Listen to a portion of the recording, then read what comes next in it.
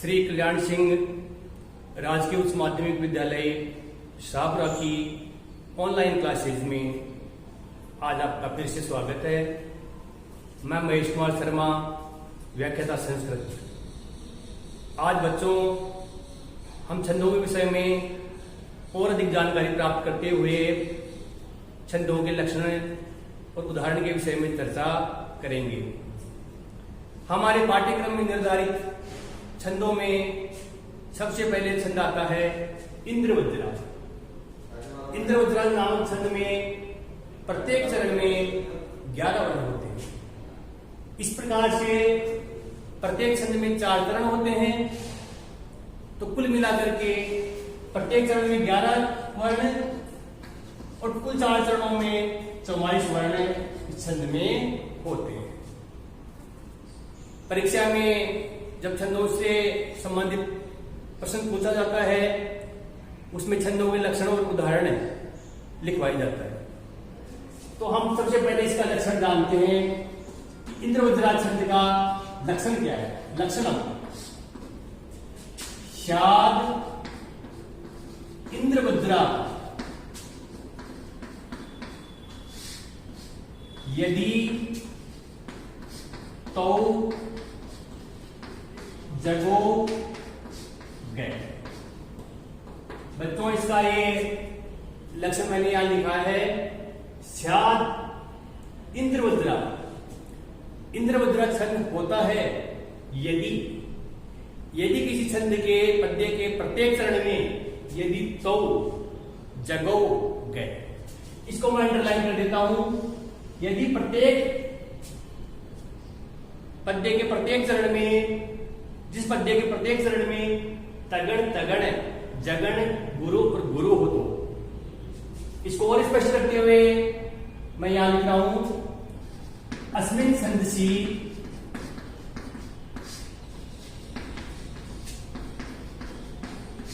प्रत्येक चरणे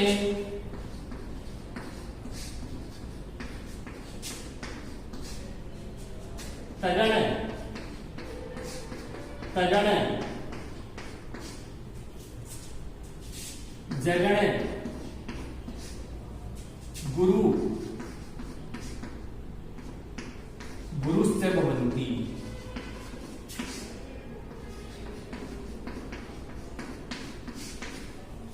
इस छंद के प्रत्येक चरण में तगण और तगण, तो का मतलब रामे रामो, ऐसे तो तय तौ। द्विवचन में है तो 2 तगण हो गए, तगण और तगण। फिर आ गया है जगण, जैसे जगण जैसे गुरु और फिर जैसे गुरु। अर्थात इस छंद के प्रत्येक चरण में 2 तगण, 1 जगण और 2 गुरु होते हैं। चूंकि प्रत्येक गण में 3 वर्ण होते हैं, तो 3 गण आ गए इसमें, तगण तगण जगण, तो 9 वर्ण तो ये हो गए और 2 गुरु। इस प्रकार से प्रत्येक चरण में 11 वर्ण होते हैं। प्रत्येक चरणे एकादश वर्णा भवन्ति। एकादश वर्णा भवन्ति। प्रत्येक चरण में एकादश वर्ण 11 वर्ण होते हैं। और संपूर्ण छंद में, संपूर्ण पद्य में 44 चतुश्चत्वारिंशत् अर्थात 44 वर्ण वर्णा भवन्ति। आगे देखिए, उदाहरण देखने पर और स्पष्ट हो जाएगा। उदाहरणम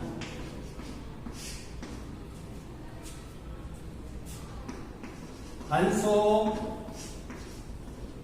यथा राजत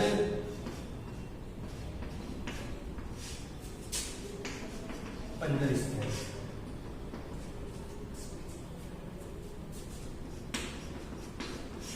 सिंहो यथा गर्वित कुंजर स्थिर।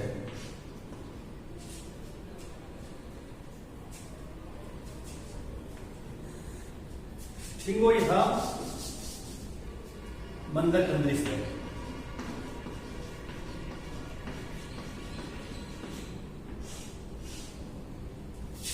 वीरो यथा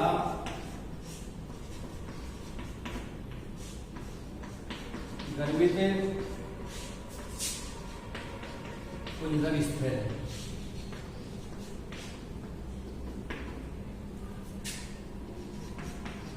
चंद्रोपी बब्धाज तथा अंबल स्थिर।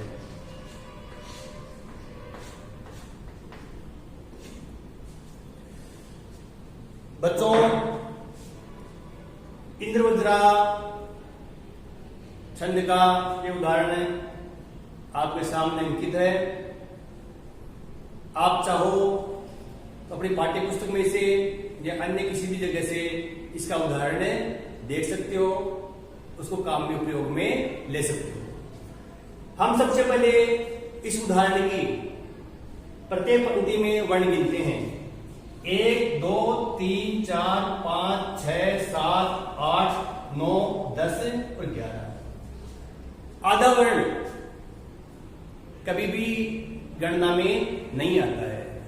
जब हम वर्णों की गिनती करेंगे तो आधे वर्ण को छोड़ना है, या फिर अभी आगे पंक्ति में आएगा अवग्रह का निशान। ये अवग्रह का निशान है, ये भी गिनती में नहीं आता है। आप किसी भी पंक्ति में किसी भी तरह में देख सकते हो 11 वर्ण है। 1 2 3 4 5 6 7 8 9 10 11, अर्थात प्रत्येक पंक्ति में 11 वर्ण हैं। इसके बाद में हम इनके लघु गुरु लगाते हैं। है, क्योंकि है में एक ही मात्रा है, लघु होना चाहिए था, लेकिन मैंने पहले पिछले कालांश में भी बता दिया, अनुस्वार होने पर लघु होते भी क्या हो जाता है, वो वर्ण गुरु हो जाता है। गुरु का संकेत चिन्ह है एस। एस की तरह का ये संकेत चिन्ह गुरु के लिए प्रयोग में लेते हैं। ये ओ की मात्रा है, गुरु है। ए की मात्रा आ गई, लघु। ये क्या आ गया, गुरु था। रा भी क्या आ गया, गुरु। जय में ए की मात्रा है, लघु। ते लघु। पे लघु था, आगे संयुक्त वर्ण आ रहा है। पंजय आगे संयुक्त वर्ण है, जय के साथ यह मिला हुआ है। तो संयुक्त वर्ण से पहले वाला वर्ण हमेशा क्या होता है, गुरु होता है। जय लघु। रे लघु होते हुए आगे आधा अक्षर आ रहा है, तो क्या आ गया, गुरु। और अंत में भी गुरु। रे लघु था, लेकिन आगे आप ऐसे समझ लीजिए, अगर आगे आधा अक्षर आ रहा है या आगे वाला वर्ण संयुक्त है, तो पहले वाला वर्ण क्या हो जाएगा, गुरु हो जाएगा। हमने लघु गुरु की व्यवस्था कर ली। इसके बाद आप देखिए, प्रत्येक 3 वर्णों का एक गण होता है। एक गण 1 2 3, ये एक गण हो गया, फिर ये एक गण हो गया, फिर 3 वर्णों का एक गण हो गया, फिर ये एक एक वर्ण बच गया। आगे चूंकि 3 वर्ण नहीं है, इसलिए गण नहीं बनेगा। अब हम देखते हैं क्या इंद्रवज्रा छंद के जो लक्षण थे वो उदाहरण के अनुरूप है। तो सबसे पहले आया है इंद्रवज्रा छंद में तगड़। तगड़ के लिए क्या है, वो सूत्र, ये माता राज भान सलगा। ये माता राज भान सलगा, ये है। तगड़ में कौन कौन से गण होते हैं, ताराज। ताराज यानी कि गुरु, गुरु और लघु, तो ये क्या है, तगड़ है। गण व्यवस्था में तगड़ में क्या रहा है, ताराज, गुरु, गुरु और लघु। तो गुरु, गुरु और लघु, तो ये क्या हो गया, तगड़। आगे आ गया सेम, आगे तगड़ है, ताराज, ये भी तगड़। फिर आ रहा है इसमें तो जगो। जय का अर्थ है जगन। तो जगन का कहां से अपन इसमें देखो, जय से स्टार्ट कर दो और 3 वर्ण जय भा न, जय लघु भा गुरु और न लघु, तो जय भा न लघु गुरु और लघु, ये क्या हो गया जगण। फिर लास्ट में अंत में क्या बच गया, उदाहरण में है अंत में क्या है, 2 गुरु आ रहे हैं, गुरु और गुरु, ये वर्ण भी गुरु है और ये वर्ण भी गुरु है। इस प्रकार से इस छंद के, इंद्र वज्रा छंद के जो लक्षण है उसकी संगति इस उदाहरण में अपने को करनी है। हमने यहां एक लाइन में, ऊपर के एक लाइन में इन लक्षणों को की संगति यहां पर कर दी है। आप चाहो तो किसी पंक्ति में ये गण व्यवस्था करके देख सकते हो, वैसे ही आएंगे, क्योंकि हमारे कोर्स में जो निर्धारित छंद है वो सभी वर्णिक छंद है और वो सभी समवर्त है। समवर्त का अर्थ समान वर्ण है प्रत्येक पंक्ति में, वो समवर्त होता है।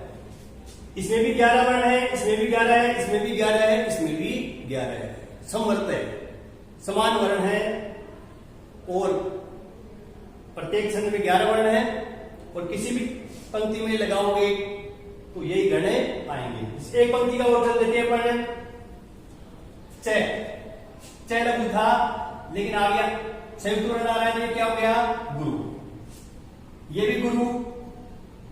पहले तो आप इसके वर्ण गिनिए, देखिए 1 2, ये अवग्रह का निशान है, इसकी गणना अपने वर्णों में नहीं करनी है।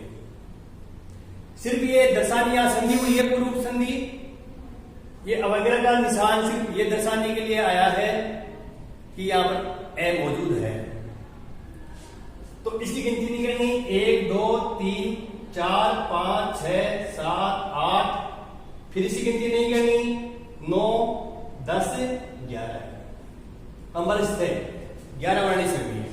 अब लघु गुरु लगाते हैं, इसके कुछ भी नहीं लगेगा, अब तो वर्ण नहीं है, ये लघु, ये बै लघु था लेकिन आगे संयुक्त वर्ण आ जाने के कारण बै भी क्या हो गया है, गुरु हो गया है। भ्रा आ की मात्रा है गुरु, फिर जय लघु, फिर लघु गुरु, फिर इसकी गिनती नहीं हो रही है, लघु रे गुरु और थे भी गुरु। वही गण व्यवस्था है तगण, तारा जय तगण, तारा जय तगण, जय भाने जगण और लास्ट में 2 गुरु। इस प्रकार से आप जो 2 पंक्तियां बच गई है उसमें भी लघु गुरु लगा करके प्रयास कर सकते हो लगाने का, अपना अभ्यास कर सकते हो। जहां भी अगर लघु गुरु की गण व्यवस्था नहीं बैठती है, इसका मतलब अपने लिखने में कहीं ना कहीं मिस्टेक हो गई है, या फिर लघु गुरु को लगाने में अपने से कहीं ना कहीं गलती हुई है। इस प्रकार से बच्चों इन जो शेष पंक्तियां बच गई है या अपनी पाठ्य पुस्तक में जो उदाहरण दिया हुआ है उसमें लघु गुरु लगाने के पश्चात इन लक्षणों की संगति करके देखिए। 2 या 3 छंदों के लक्षणों को उदाहरणों में लघु गुरु लगाने के पश्चात संगति करने पर आपको अभ्यास करने पर छंद बिल्कुल आसानी से समझ में आ जाएंगे, बिल्कुल भी कठिनाई नहीं होगी। तो इस छंद में एक बार और मैं रिपीट कर दूं, ये लक्षण है स्यात् इंद्र वज्रा यदि तो जगो गए। बोर्ड परीक्षा में सिर्फ लक्षणों और उदाहरण ही पूछा जाता है। भाई